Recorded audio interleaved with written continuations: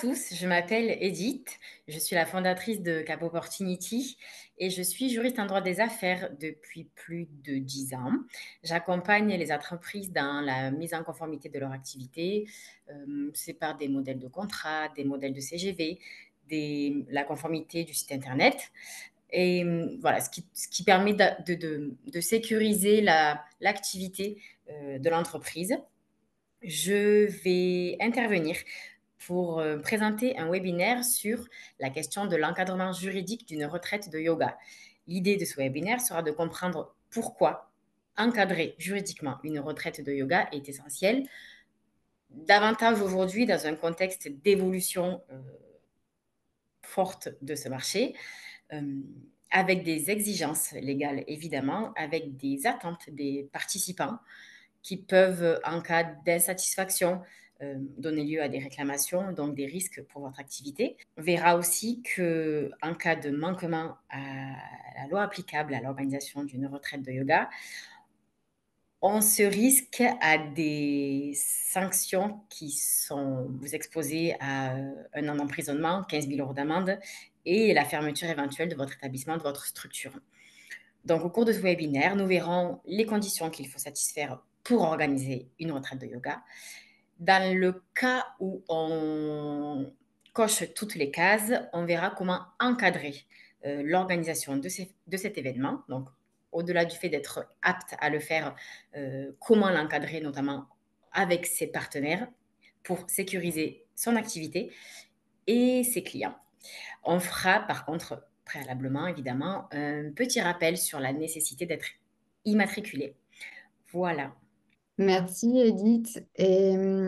Alors j'ai une question. Quand on dit euh, encadrer, en fait, juridiquement une retraite, j'aimerais bien que tu nous éclaires sur retraite. C'est-à-dire, ce que moi j'entends par retraite, c'est on peut organiser un stage, que ça soit, je sais pas, par exemple, moi des fois j'organise des stages en Cévennes, donc de yoga. Mais aussi, il y a certains de mes collègues qui organisent des retraites, par exemple un voyage en Inde. Alors, je ne sais pas si c'est eux qui Allez. organisent ou s'ils participent à ce stage, mais est-ce que tout ça, on l'abordera? Oui, bien sûr. En fait, il y a retraite de yoga. On exclut la prestation qui se déroule sur une journée. Là, on parle d'une prestation qui comprend notamment une nuitée ou Hmm. alors deux prestations, une d'hébergement, une de restauration, qui sont liées au tourisme. Donc, que ce soit en Cévennes, que ce soit en Europe ou que ce soit hors de l'Europe, dès l'instant où on organise une nuitée et une prestation de restauration, une location de voiture, voilà, au moins deux prestations qui s'apparentent à du tourisme, Hmm. on entre dans le cadre de la réglementation.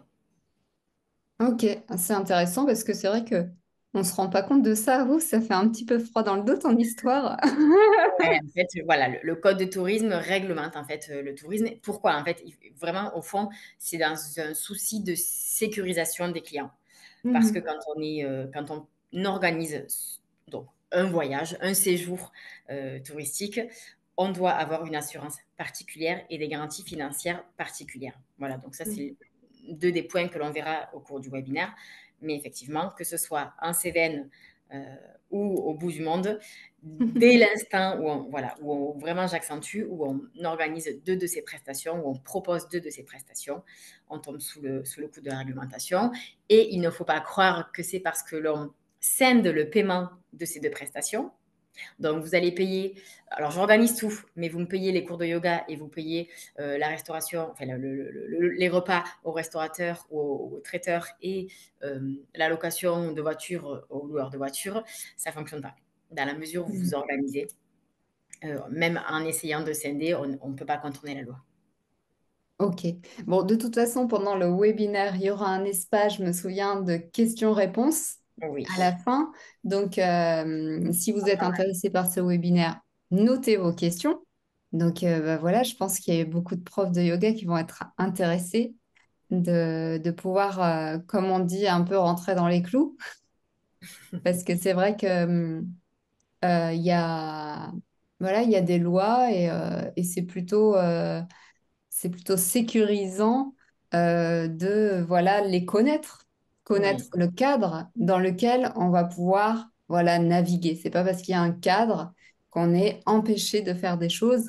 C'est plutôt là, on va voir, enfin, tu vas expliquer en fait, bah, c'est quoi ce cadre en fait. Et, euh, exactement. et après, on va voir bah, ce qui est possible dans ce cadre et ce qui n'est pas possible, quoi. Bon, bah, merci Edith, et puis hâte de pouvoir participer à ce webinaire. Avec grand plaisir et à très bientôt.